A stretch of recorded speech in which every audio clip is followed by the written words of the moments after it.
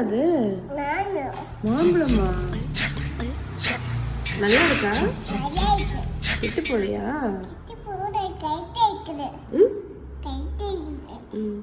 இது என்னது? இது என்னது? காரமா? அண்ணனுக்கு வந்திருக்கிறதே வெண்டைக்காய். இது என்னது?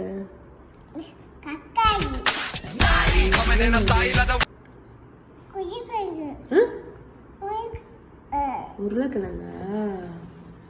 ஓகே. இது என்னது?